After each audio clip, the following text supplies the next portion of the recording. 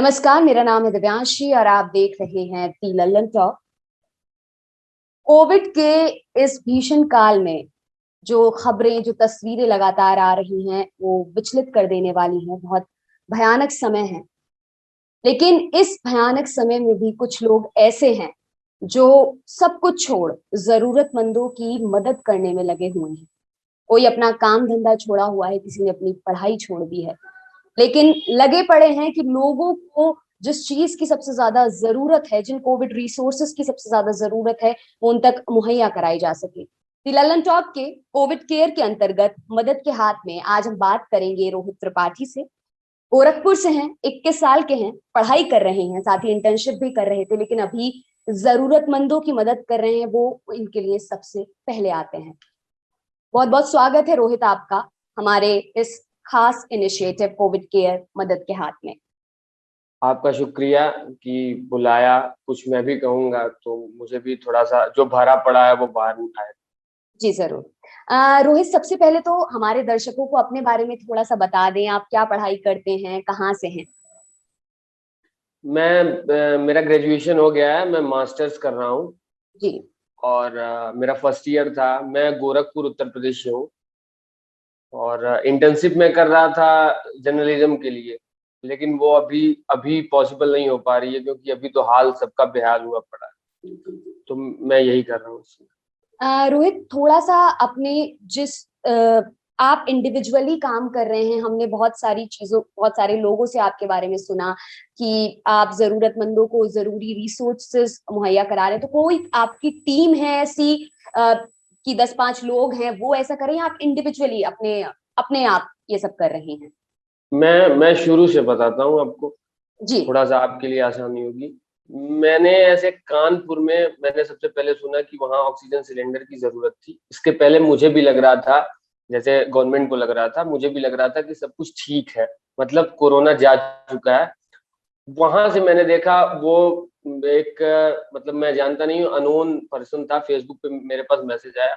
तो मैंने उसकी माँ रो रही थी, तो मुझे बड़ा बेकार लगा। तो मैंने ऐसे ही बस बस कुछ नहीं करने के लिए भी फिर भी मैंने दोस्त को फोन किया और उसने कुछ लिंक तलाशे। फैक्ट्री थी उसके जानकार किसी की, तो वहां से ऑक्सीजन सिलेंडर उसको मिला। तो उसके बाद से फिर यही काम बनारस में हुआ। मैंने अपने लिंक से, जो है एक भैया है प्रवीण मिश्रा, उनसे कह के कराया। तो ये ऐसे करते करते लखनऊ में आफिया दीदी थी। जी। तो ऐसे करते करते जब 2-3 दिन बीत गए तो मुझे मुझे पता चला कि ये तो हो रहा है और हो जा रहा है, ये वर्क कर रहा है। तो उसके बाद से फिर मैंने गोरखपुर में शुरू किया, बस्ती, इलाहाबाद, तो जो भी 10-12-15 जानने वाले थे उनको उठाया, उनको परेशान किया, रात में जगाया कि भाई कुछ करो। कुछ नेताजी लोगों को भी परेशान किया, लगातार फोन लगाया।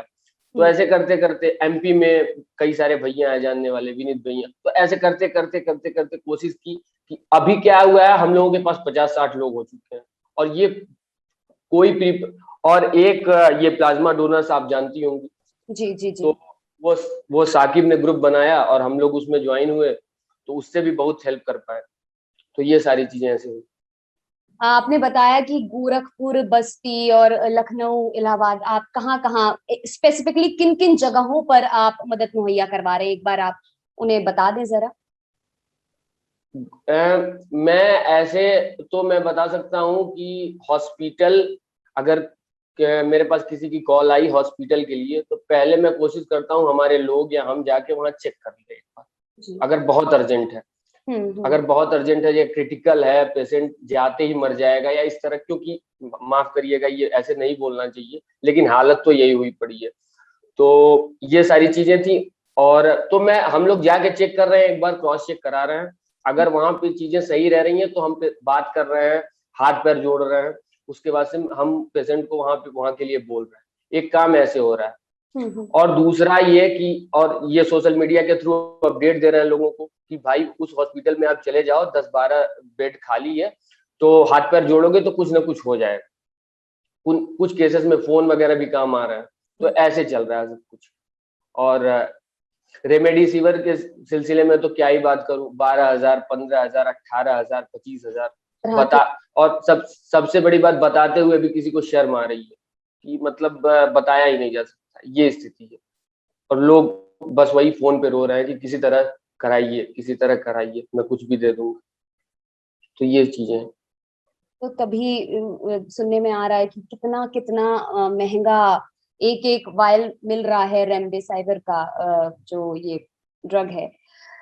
हालत बेहद खराब है जिस तरह से आप बता रहे हैं, और भी तरह की जो खबरें हम देख सुन रहे हैं, लगातार इसी तरह की खबरें आ रही है कि बस कुछ हो जाए, कुछ हो जाए कि हमारे जो पेशेंट हैं उनकी जान बच जाए। और आप जैसे लोग हैं जो उनकी जो भी जरूरत है उन्हें आगे तक पहुंचाते, तो बहुत कमाल काम कर रहे हैं, और हमारी बहुत सारी दुआएं आपके साथ। रोहित, ये भी जानना चाहेंगे, हमें सुनने में आया था कि आपके पिताजी जो डॉक्टर हैं, प्रैक्टिस नहीं करते हैं, लेकिन आपके साथ जुड़े हुए हैं, उनके क्या इनपुट रहते हैं, उनसे कितनी मदद मिल पा रही है आपको? पिताजी साथ देते हैं, सबसे बड़ी बात ये है, डर नहीं रहे हैं। और मतलब हालांकि दुनिया का हर बाप बेस्ट बाप ही होता है, लेकिन मेरा बाप डेमोक्रेटिक है कि मतलब तुम कुछ भी करो, साथ में दूंगा। ऐसा तो बहुत ऐसा बहुत बार होता है कि क्योंकि सब अपने बच्चों की बड़ी चिंता करते हैं, तो ऐसा कभी नहीं होता कि वो कहते हो कि नहीं बेटा तुम भी अपना, आप जैसे बता रहे हैं कि वो साथ दे रहे हैं, तो ये बड़ी कमाल की बात है इस समय में। उनसे मेरी कल बात हुई, मैं आपको रोक रहा हूँ, उनसे मेरी कल बात हुई। तो उन्होंने कहा कि तुम्हारी पोस्ट पे मैंने किसी की जरूरत के लिए डाली थी पोस्ट, और मेरी पोस्ट पे तुम्हें किसी ने मेंशन कर दिया कि रोहित से मदद मांगी। तो वो बोल रहे थे कि ये मेरे लिए बड़ा वैसा पल था कि मतलब मेरे बेटे से ही क्या कहा जा रहा है कि उनसे मदद मांगी। तो ये सारी चीजें चल रही हैं, लगातार चल रही हैं। रोहित, ये भी पूछना चाहेंगे कि सबसे जो मेजर चैलेंज आपको, जब पूरी सिचुएशन को आप देखते हैं, एक एक ईगल व्यू से, तो आपको क्या लगता है कि सबसे मेजर चैलेंज इस वक्त क्या है? और आप भी जितनी जरूरतें आपके पास जितनी जो क्वेरीज आती हैं या फिर मदद के लिए गुहार आती है, उनमें सबसे ज्यादा किस चीज की जरूरत इस टाइम महसूस हो रही है आपके अनुसार? मैं दो तीन बातें बता दूंगा जल्दी जल्दी। जी। एक, सिस्टम का ना होना, ये तो खैर सबको इस समय पता है, लेकिन सिस्टम इन द वे कि जैसे हमारे पास ये भी डेटा नहीं है कि हमारे पास कितने लोग ठीक हुए कोरोना से। अगर जनवरी फरवरी मार्च का हमारे पास डेटा हो, तो कम से कम प्लाज्मा डोनर्स को हम फोन करके ये कह पाए कि भाई तुम ठीक हुए हो, प्लाज्मा दो। दिल्ली से मेरे पास 200 कॉल्स होंगी प्लाज्मा के लिए, और मैं कुछ नहीं कर पा रहा हूँ, क्योंकि मेरे पास जो भी 10-12 लिंक 15 लोगों से मैंने बोला, हाथ पैर जोड़ते, किसी के लिए ट्रेन, किसी के लिए फ्लाइट अरेंज कराओ, वो भी तब जब मदद लेने वाला सक्षम हो ये सब करने में। तो प्लाज्मा वाला। दूसरा, रेमडेसिविर बोला तो जा रहा है कि सरकारी इंतजाम है कि सीएमओ मेल करेगा तो आपको दवाई ऐसे मिलेगी, इतनी एमआरपी है, लेकिन ऐसा कुछ चल नहीं रहा है। मेरे पास परसों एक कॉल आई थी, वो पता नहीं किसकी कॉल थी, मैं नहीं जानता हूँ। उसने बोला कि मेरे पास 10 रेमडेसिविर है, और मैंने बोला भाई तो दे दो। तो उसने कहा कि जो है 18,000 रुपये रेट। तो मैंने ये बताने को फोन किया सीएमओ को, बस्ती की बात है ये बताने को फोन किया कि सीएमओ को कि देखिए ऐसी स्थिति है, मैं कॉल रिकॉर्डिंग आपको भेज सकता हूँ। तो उन्होंने कहा कि देखो ऐसी कॉल्स मेरे पास बहुत आ रही हैं, तुम परेशान ना करो। मैंने फोन रख दिया। फिर दोबारा मैंने उनको एक बार और ट्राई किया, उन्होंने फोन काट दिया, तो मैंने दोबारा ट्राई किया। तो उन्होंने तो मतलब मैं यहाँ बोल भी नहीं सकता, और यही हाल हर अधिकारी का। तो सिस्टम एकदम पूरी तरह से टूट चुका है, क्योंकि सब लोग बेहाल है, इसलिए अब अपन लोगों के पास टाइम नहीं है सिस्टम के खिलाफ कंप्लेन भी करने का, क्योंकि पहले तो जान आती है ना। तो ये सारी चीजें चल रही है। मैं समझ पा रही हूँ आप क्या कहना चाह रहे हैं सिस्टम की। और अगर आपकी कुछ ऑब्जर्वेशन हो कि सरकार इस फ्रंट पे आपके अनुसार क्या साबित हुआ है, और अब क्योंकि क्योंकि स्थिति इतनी भयावह हो चुकी है और कुछ स्टेप्स लिए जा रहे हैं, तो आपको क्या लगता है कितने कारगर वो हो सकते हैं जो जो करंटली की ऑक्सीजन की सप्लाई बढ़ा दी गई है, और भी तमाम चीजें, कुछ स्टेप्स जो जरूरी बड़े स्टेप्स हैं वो लिए गए हैं, आपको क्या लगता है कि वो कितने कारगर साबित होंगे इस समय पर जब स्थिति आउट ऑफ कंट्रोल अगर हम कहें हो रही है? स्थिति तो आउट ऑफ कंट्रोल हो चुकी है।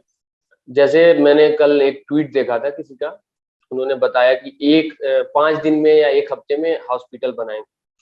तो मैं ये बस कहना चाहता हूँ, हालांकि कुछ भी पॉलिटिकली तो मैं नहीं बोल पाऊंगा क्योंकि सब कुछ लेट ही चल रहा है, मामला इन लोगों का सब कुछ लेट चल रहा है।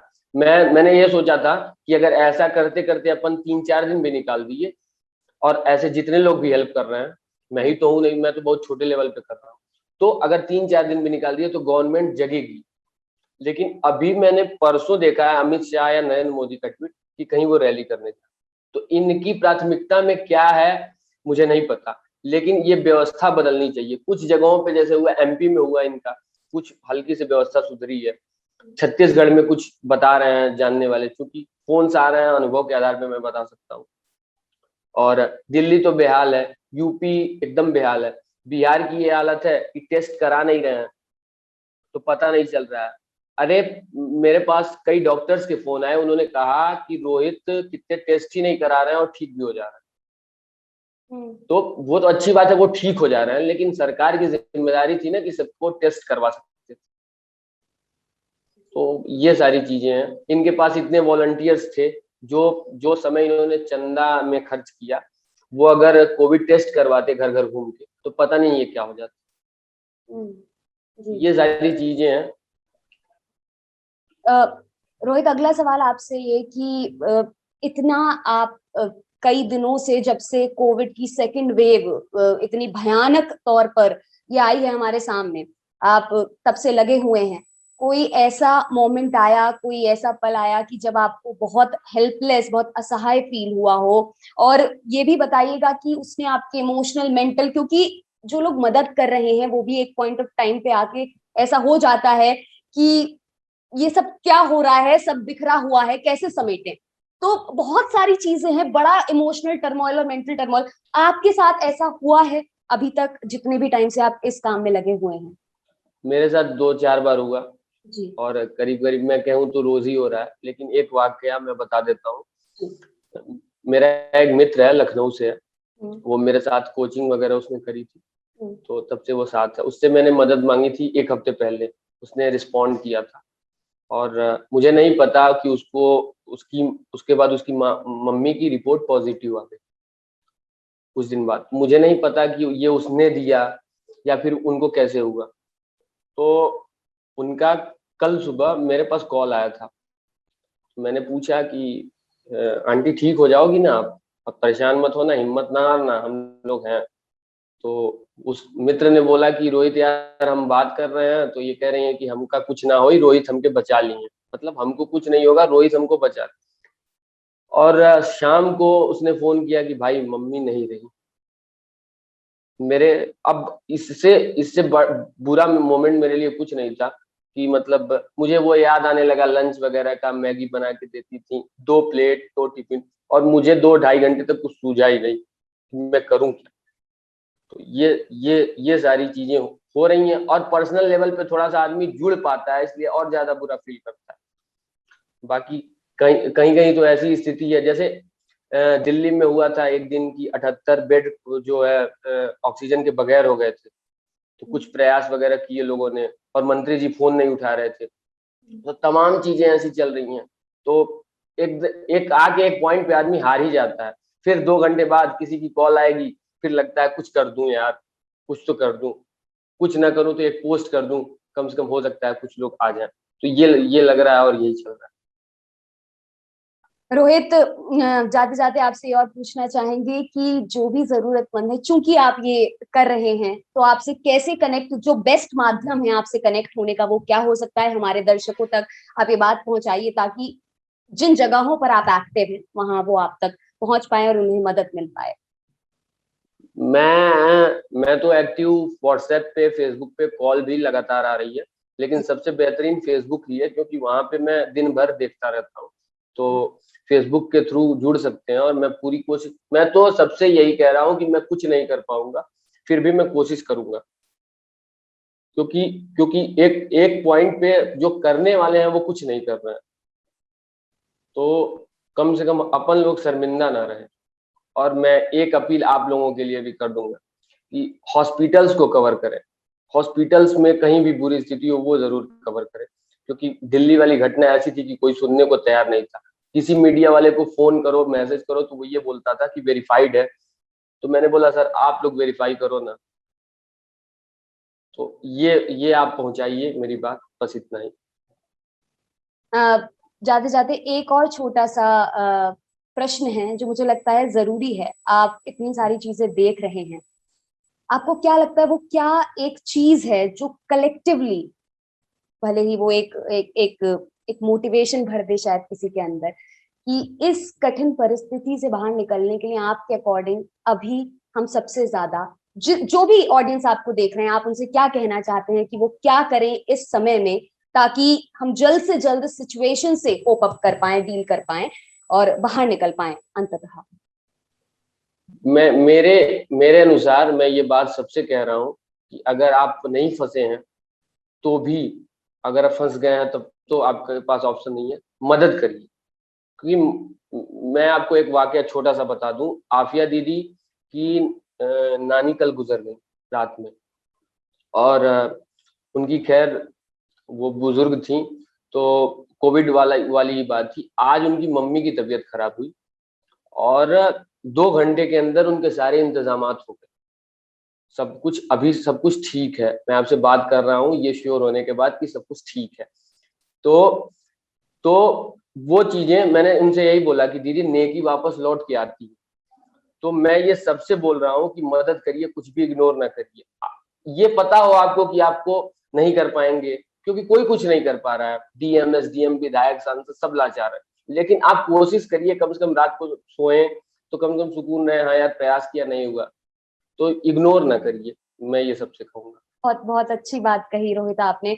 हम अपने दर्शकों से भी कहना चाहेंगे, मदद के हाथ में हम आपसे उन लोगों को मिलवा रहे हैं जो इन कठिन परिस्थितियों में हिम्मत जुटाकर लगे पड़े हैं, जैसे रोहित लगे हुए हैं। हमने पहले भी बात की थी, जिनका भी जिक्र कर रहे थे रोहित, आफिया बानो से, पिछले एपिसोड में हमने उनसे बात की थी। तो अपने पर्सनल लेवल पर बहुत सारी समस्याएं सब लोगों को हैं, लेकिन फिर भी इस कलेक्टिव ये जो स्थिति बन गई है उसके लिए लोग आ रहे हैं। तो हमारी भी दरकार है आपसे कि जितना हो सकता है प्रयास करिए, और यही इंस्पिरेशन हम रोहित से भी ले सकते हैं। रोहित, बहुत बहुत शुक्रिया आपका कि आप अभी लल्लन टॉप पर आए, मदद के हाथ में आए और आपने ये सब साझा की, अपनी सारे एक्सपीरियंस के बारे में बताया। All the very best for your future. हम दुआ करते हैं कि जितने भी लोग आपके पास मदद के लिए आए वो निराश होकर ना जाए। इस पर खैर किसी का कंट्रोल नहीं है, लेकिन फिर भी हम दुआ करते हैं। दर्शकों से भी जाते जाते एक बात कहना चाहती हूँ कि अगर आपके पास भी रोहित जैसे लोग हैं जो मदद के लिए, कोविड पेशेंट्स की मदद के लिए उन्हें जरूरी रिसोर्सेज मुहैया कराने, चाहे खाना हो, चाहे दवाएं हो, ऑक्सीजन हो, कुछ भी हो, तो हम तक उनकी जानकारी पहुंचाएं, हम उन्हें आपके सामने लेकर आएंगे। covidcare@lallantop.com पर आप ईमेल कर सकते हैं। इसके साथ यदि आप किसी विषय के विशेषज्ञ हैं और कोविड से जुड़ी कोई एक्सपर्ट जानकारी हमारे साथ साझा करना चाहते हैं, ताकि ऑडियंस, पब्लिक एट लार्ज को उससे फायदा हो, उनकी क्वेरीज सॉल्व हो सके, तो भी आप covidcare@lallantop.com पर हमें ईमेल कर सकते हैं। एक बार फिर से बहुत बहुत शुक्रिया रोहित आपका, और ऑल द वेरी बेस्ट जो आप कर रहे हैं। बड़ा नेक काम है, और जैसा कि आपने कहा, नेकी वापस आती है, और भले ही आए ना आए वो एक दूसरी बात होती है, लेकिन इस समय में मुझे लगता है कि इससे नेक काम कुछ नहीं है। तो बहुत बहुत शुक्रिया फॉर ऑल योर एफर्ट्स।